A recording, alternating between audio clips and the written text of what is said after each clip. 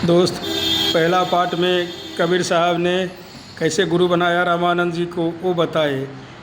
दूसरे पार्ट में बता रहा हूँ कि जब कबीर साहब बोले कि गुरुदेव जब कभी आपको ये कबीरा का ज़रूरत पड़े तो आप हमारे को याद कर लेना। बोले ठीक है। रामानंद जी चले गए, कबीर साहब भी चले गए। एक समय गोरख आया और सारे शिष्य को चंदन मस्तक में से पोंछ दिया।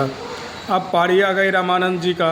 रामानंद जी को बोलते कि तुम्हारा सारा शिष्य हमारे सामने में फाइल हो गया, तो अब आपकी पारी है। जब मैं त्रिशूल गाड़ता हूँ और त्रिशूल के नोक पर में एक बगल तुम बैठो, एक बगल मैं बैठता हूँ, दोनों शास्त्रार्थ करेंगे। बोले रुकिए, हमारा एक शिष्य और बाकी है। बोले वो कौन? बोला कबीरा। बोले ठीक है, कबीर साहब को भेजे। अब कबीर साहब को बुलावा भेजे तो कबीर साहब नहा रहे थे। कबीर साहब बोले ठीक है, गुरु महाराज का कहना कि मैं आ रहा हूँ।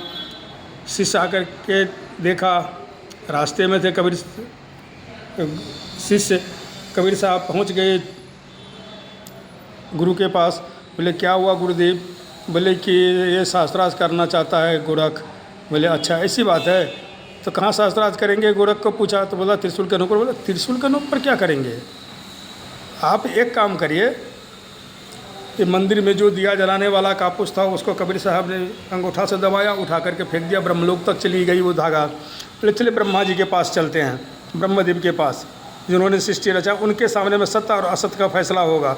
और झुनकी खराम पहरे कबीर साहब ऊपर चढ़ गए थोड़े। बोले कबीर साहब बोल रहे कि आओ आप रामानंद गोरख को। गोरख नहीं चढ़ पाया, हार माना गोरख ने प्रभु रामानंद जी से। और कबीरा तो कबीरा है। कबीरा बोले गुरुदेव आपका जीत हुई? तो बोले हाँ अवश्य जीत हो गया।